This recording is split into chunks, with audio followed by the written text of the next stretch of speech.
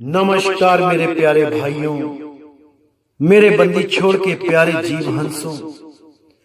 मैं सतगुरु बंदी छोड़ मालिक से यही अरदास करता हूं कि आप सब मेरे भाइयों का विवेक पहले से ज्यादा और ज्यादा से ज्यादा बढ़ता ही जाए और ऐसी कोई दुविधा न रहे जो आपको 1% भी भ्रम में डाल पाए। ऐसा कोई भी कारण ना बने जिस कारण आप सत्य ज्ञान को समझ ना पाओ। हर चीज आपको एक एक चीज ऐसी क्लियर होती चली जाए कि कोई भी रुकावट पैदा ही ना हो पाए। और अगर कोई रुकावट पैदा भी करता है तो आप उसको विवेक के द्वारा परास्त करके आगे बढ़ जाओ, उस रुकावट को पार कर जाओ। क्योंकि मुझे पता है अगर आपने एक बार विवेक जगा लिया मेरे भाई, तो कोई आपको मूर्ख नहीं बना पाएगा। चाहे कितना ही शातिर क्यों ना हो, वो आपको मूर्ख नहीं बना सकता। बस विवेक जगाने की देर है मेरे भाई। जिस दिन आपका विवेक जाग गया, बस समझ जाना कि आपने जीवन जीना शुरू कर दिया। आज तक तो आप जीवन जी ही नहीं पाए। जो आध्यात्मिक जीवन है वो आपका समझ लो शुरू हो गया है। आज तक सोते ही गवाया ये जीवन, लेकिन अब और नहीं सोना है मेरे भाइयों। जाग जाना है, जाग जाना है, जाग जाओ। तो आज जो बहुत इंपॉर्टेंट वाणी हम लेने जा रहे हैं, बहुत ज्यादा इंपॉर्टेंट है। उसको भली भांति समझ के आपने हर भ्रम को तोड़ देना है और उस शब्द गुरु से लड़ लगाना है। जो शब्द गुरु इन जाप के मंत्रों से, इस अजपा जाप श्वासों के जाप से और इस अनहद नाद, इन 5 तत्वों की धुनों से न्यारा है, न्यारा। उस शब्द गुरु की शरण में जाओगे तो जन्म और मरण सदा सदा के लिए खत्म हो जाएंगे मेरे भाई, सदा सदा के लिए। तो बहुत विवेक लगाने की जरूरत है। बहुत ज्यादा इंपॉर्टेंट सत्संग है आज का, पूरा विवेक लगा दो। तो अब देखेंगे श्री गुरु ग्रंथ साहिब अंग नंबर 879 पर यह वाणी दर्ज है, तो इसको बड़े प्रेम से समझेंगे। तो क्या कहती है वाणी? ऐसा ज्ञान विचारे कोई, तिसते मुक्ति परम गत होई। तो यहां पे साहिब ने साफ कह दिया कि अगर कोई ऐसा ज्ञान विचारता है जैसा मैं बताने जा रहा हूं, तो समझ जाना कि उसकी मुक्ति परमगत होनी ही होनी है। कोई नहीं रोक सकता। कैसा ज्ञान विचारना है? दिन मही रैण रैण मही दिनवर, ऊसन शीत विधि सोई, ताकि गतिमति अवर न जाने, गुर बिन समझ न होई। जिस प्रकार रात में दिन और दिन में रात होती है, उसी प्रकार शीतलता में गर्मी और गर्मी में ही शीतलता है। ये गुप्त भेद बिना गुरु के कोई नहीं जान सकता। इनको जानने के लिए गुरु की ही जरूरत पड़ती है। तो आगे कहते हैं, पुरख मही नारी नार मही पुरखा, भूजहु ब्रह्म ज्ञानी, धुन मही ध्यान ध्यान मही जानिया, गुरमुख अकथ कहानी। यानी जो पुरुष है उसमें ही नारी है, और जो नारी है उसमें ही पुरुष है। इस गुप्त से भी गुप्त ज्ञान को कोई ब्रह्म ज्ञानी ही जान सकता है। धुन मही ध्यान ध्यान मही जानिया, गुरमुख अकथ कहानी। कि धुन में ध्यान लगाने पर मुझे ध्यान में ही ज्ञान हो गया, कि असल में वो परमात्मा है क्या, वो अकथ है, उस कहानी को कथा नहीं जा सकता। इस दुनिया की जितनी भी कहानियां हैं वो कथी जा सकती हैं, लेकिन उस परम पिता परमात्मा में ध्यान लगाने पर कोई उस कहानी को कथ नहीं सकता, क्योंकि वो अकथ है, अबोल है, अडोल है। तो आगे कहते हैं, मन मही ज्योति ज्योत मही मनुआ, पंच मिले गुरु भाई, नानक तिन के सद बलिहारी, जिन एक शब्द लिवलाई। तो साहिब ने यहां बिल्कुल क्लियर कर दिया कि मन मही ज्योत ज्योत मही मनुआ, कि जिस ज्योत को ये सारी दुनिया परमात्मा मान के बैठी है वो मन में ही है, यानी मन की हद में ही है। मन मही ज्योति और ज्योत मही मनुआ, और उस ज्योत में ही मन रुका हुआ है। मन से आगे कोई नहीं जा पा रहा, उस ज्योति से आगे, उस प्रकाश से आगे कोई नहीं जा पा रहा। वही बड़े बड़े ऋषि मुनि सिद्ध अटक जाते हैं, उसी ज्योत में अटक जाते हैं। उससे आगे का ज्ञान कौन देगा? कोई नहीं दे सकता, सिवाय बंदी छोड़ के, सिवाय उस परम पिता परमात्मा के। इसीलिए साहिब ने बोला, तुमसे कहूं मैं नाम विचारी, नहीं वह ज्योत न पुरुष न नारी। तो ऐसा ज्ञान वही दे सकता है जो इन चीजों से न्यारा है, जो इन अवस्थाओं से न्यारा है। उसी को पार ब्रह्म परमात्मा बोला जाता है। इसीलिए बोला, मन मही ज्योत ज्योत मही मनुआ, पंच मिले गुरु भाई। और इस मन के साथ ही 5 गुरु भाई भी मिल गए इस जीव को उलझाने के लिए। कौन से गुरु भाई? शब्द स्पर्श रूप रस गंधा, इन 5 में जीव है अंधा। यही 5 गुरु भाई मिलके इस मन के साथ इस जीव को उलझाने में लग गए। अब इनसे बचने के लिए एक ही रास्ता है, वो है शब्द गुरु।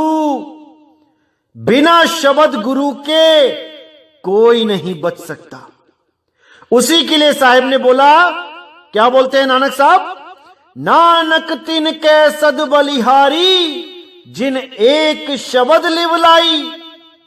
कि मैं उस जीव के बलिहार जाता हूं जिसने एक शब्द से लिव लगा ली है।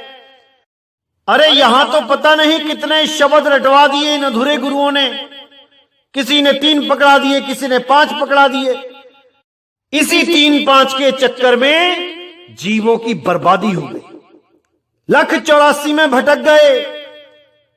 कोई और आया तो उसने 10 नाम पकड़ा दिए। अरे भाई, परमात्मा एक है, नाम एक है, शब्द गुरु एक है। उस एक को जानो। अगर उस एक को नहीं जाना तो मेरे भाई 1,84 तैयार खड़ी है। इसीलिए साहिब ने बार बार बोला, एक है सादे सब सदे, सब सादे सब जाए, माली सींचे मूल को फूल पाते अघियाए। कि उस एक परमात्मा, एक बंदी छोड़ को अपने हृदय में बसा लो। उसके अलावा किसी का सिमरण नहीं करना, उस शब्द गुरु के अलावा किसी को नहीं ध्याना, बस उस एक नाम को ध्याना है। जिन ही नाम ते आया गए मसक्कत काल, नानक ते मुख उजले केती छूटी नाल।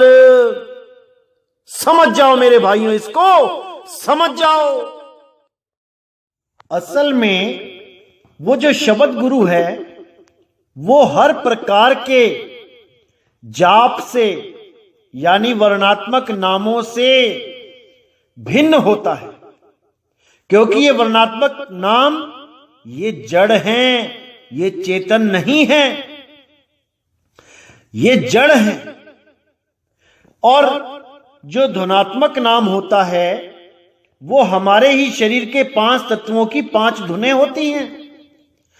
उन्हीं का प्रचार कर करके आजकल कुछ हठ योगी अपने आप को संत सतगुरु कहलाने लगे, पूर्ण गुरु कहला रहे हैं, जो 5 नाम देके कहते हैं कि 5 धुनों को सुनो कानों में उंगलियां डाल के, और यही 5 धुनें जब आप सुन लोगे तो आप मुक्त हो जाओगे। बिल्कुल अधूरा ज्ञान है मेरे भाई, बिल्कुल अधूरा ज्ञान है। कैसे, मैं आपको बताना चाहूंगा कि एक मेरे भाई ने मुझे एक पुस्तक दिखाई थी अपने गुरुदेव की। जब मैं प्रचार में था तब उन्होंने एक पुस्तक दिखाई अपने ही पंथ की, जिसका नाम था बंदे से रब। जब उन्होंने वो पुस्तक दिखाई और मुझे बोला कि हमारे गुरु भी सच्चे नाम का प्रचार करते हैं और आप भी सच्चे नाम का प्रचार करते हो, तो हम दोनों का ज्ञान मैच क्यों नहीं कर रहा। तो मैंने उनसे जब पुस्तक मांगी और उसको देखना स्टार्ट किया तो मैं सीधे उस पोर्शन पे गया जहां नाम की महिमा बताई गई थी। तो जब मैंने वो पोर्शन पढ़ना स्टार्ट किया तो मैं भी हैरान हो गया और वो भाई भी हैरान हो गया कि जो बात मैं यहां पे सत्संग में बता रहा हूं वो उनकी पुस्तक में पहले से लिखी हुई है, लेकिन लिखने के बावजूद उनको उस चीज का ज्ञान नहीं है। केवल संतों की वाणियां देख देख के ये बात लिख तो दी, लेकिन इस भेद को जान नहीं पाए। तो मैं दिखाना चाहूंगा आपको कि वो क्या वाणी थी, क्या लिखा गया था उस पुस्तक में इस सत्संग के माध्यम से। तो देखिए क्या लिखा है। यहां नाम के बारे में लिखा जा रहा है, नाम सिमरन के बारे में, कि नाम सिमरन जीते जी मरने की क्रिया है जो पूर्ण संतों से युक्ति पूछकर उनके हुक्म द्वारा आप करनी पड़ती है, जिससे वह मालिक आप मिलता है। अब कितना क्लियर यहां पे बोला है इन्होंने कि जो पूर्ण संतों से युक्ति पूछ के, युक्ति यानी कि तरीका, और तरीका का मतलब कोई मंत्र जाप नहीं होता, तरीका नहीं होता है मंत्र जाप। मंत्र जाप तो कोई भी गुरु दे दे और उसको जपने लग जाओ, तरीके की क्या जरूरत है। इसलिए वो तरीका क्या है, जीते जी मरने की क्रिया, जीते जी मरने को ही वो तरीका बोला गया है। कैसे मरे जीते जी, इसको जानना ही नामदान की बख्शिश होना कहते हैं। और जब तक आपको जीते जी मरने का तरीका नहीं पता लगा तब तक मेरे भाई आपकी मुक्ति नहीं हो पाएगी। आप इसी झूठे जीवन की आस में लगे रहोगे कि मैंने जीना है, जीना है, जीना है, ये शरीर नाश नहीं होना चाहिए, इसी शरीर से प्रेम करते रहोगे और अंत समय में एक और शरीर धारण कर लोगे। इसी को रोकने के लिए, ये बार बार शरीरों को बदलने के लिए ही सतगुरु नाम देने आते हैं, और उस नाम का सिमरण करके आप जीते जी इस देह घट को छोड़ के उस आत्म घट में स्थित हो जाते हैं। इसी को जीते जी मरना कहते हैं। अब आत्मा में जब सूरत टिक जाती है तब वो कहीं आती जाती नहीं, वो कभी जन्मती मरती नहीं। इसी के लिए बोला गया आगे गुरु नाम, इसको ब्लैक कलर से मेंशन भी किया गया है कि क्या होता है गुरु नाम। क्या बताया गया है यह पहले भी वर्णन किया गया है कि नाम दो प्रकार का होता है, एक सिफाती यानी वर्णात्मक नाम और दूसरा जाति यानी धुनात्मक नाम होता है। परंतु इन दोनों के इच्छित फल को देने वाला एक और न्यारा नाम है, जिसको गुरु नाम, गुरु शब्द यानी कि शब्द गुरु या गुरु मंत्र भी कहते हैं। हिंदू शास्त्रों में इसको गुरु वाक कहा गया है। गुरु के मुख से इस नाम की प्राप्ति होती है। अब देखिए, यहां बिल्कुल क्लियर कर दिया है कि नाम तो पहले दो प्रकार के होते हैं, एक वर्णात्मक और एक धुनात्मक। वर्णात्मक होते हैं सिफाती नाम यानी कोई भी नाम को जाप करना, और धुनात्मक होता है कान में उंगलियां डाल के 5 तत्वों की धुन को सुनना। अब इन दोनों से जो एक न्यारा नाम है, यानी कि ना तो कोई मंत्र जपने पड़ेंगे और ना ही इस 5 तत्वों की 5 धुनों को सुनने के लिए कानों में उंगलियां देनी पड़ेंगी। इन दोनों से जो न्यारा नाम है उसको शब्द गुरु कहते हैं। और ये शब्द गुरु गुरु के मुख से प्राप्त होता है, यानी कि गुरु के मुख द्वारा इसकी महिमा गाई जाती है। इसकी महिमा जानकर ही हम उन वर्णात्मक और धुनात्मक नामों को त्यागने के लिए तैयार होते हैं। लेकिन याद रखें मेरे भाई, केवल महिमा गाई जाती है मुख के द्वारा, ना कि वो मुख के द्वारा दिया जाता है। अगर वो मुख के द्वारा बोल के दिया जाएगा तो वो फिर वर्णात्मक कहलाएगा, क्योंकि मुख से तो वर्ण ही निकलते हैं। इसलिए मुख से तो कुछ देना ही नहीं होता। इसीलिए कबीर साहब ने बोला, जहां लग वाणी मुख पर काशा, तहां लग काल करे सब ग्रासा। होठ कंठ लागे नहीं जीभ्या नहीं उच्चार, और गुप्त वस्तु को जो लख है सो निज हंस हमार। समझ जाओ मेरे भाइयों, इसको समझ जाओ।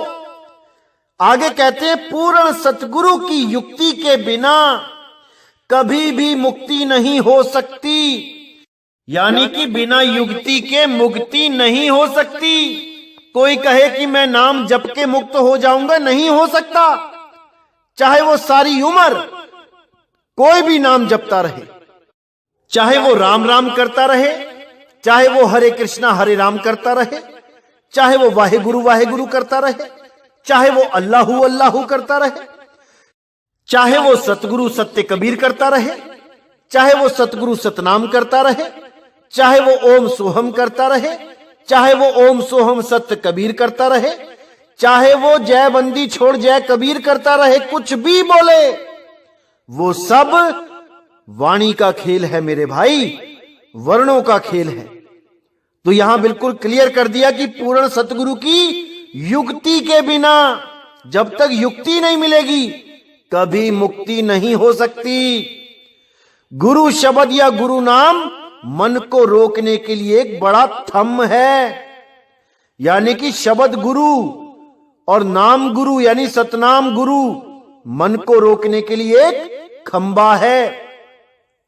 मन एक अति चंचल बंदर की तरह है तथा एक बेलगाम घोड़ा है, जिसको रोकना अति कठिन है, क्योंकि वो हमेशा चलते ही रहते हैं। बंदर भी चलता ही रहता है, वो तब तक नहीं रुकेगा जब तक उसको अचल नाम नहीं मिल गया। ऐसा अचल नाम जो चलता नहीं है, और आत्मा कभी चलती नहीं है। जो इस शरीर से उस शरीर में जाता है वो जीव होता है, आत्मा नहीं होता। आत्मा और जीव में बहुत बड़ा फर्क है मेरे भाई, बहुत बड़ा फर्क है। लेकिन अज्ञानी गुरु इसको नहीं जान पाते, इसीलिए वो दोनों को एक मान के अपना जीवन तो बर्बाद करते ही हैं, अपने फॉलोअर का, अपने संगत का भी जीवन बर्बाद कर देते हैं। तो बिल्कुल क्लियर हो गए यहां पे कि मन एक अति चंचल बंदर की तरह है तथा एक बेलगाम घोड़ा है, जिसको रोकना अति कठिन है। इसको रोकने का एक ही तरीका शब्द गुरु है, गुरु शब्द या गुरु नाम है, जिससे ये काबू में आ जाता है। अब क्यों है? वर्णात्मक से क्यों काबू नहीं आ रहा? धुनात्मक से क्यों काबू नहीं आ रहा? शब्द गुरु की ही जरूरत क्यों पड़ रही है? अगर आप इन लोगों से पूछोगे, ये बता ही नहीं पाएंगे कि शब्द गुरु होता क्या है, क्योंकि शब्द गुरु वर्णात्मक और धुनात्मक दोनों ही प्रकार के नामों से भिन्न है, अलग है, न्यारा है।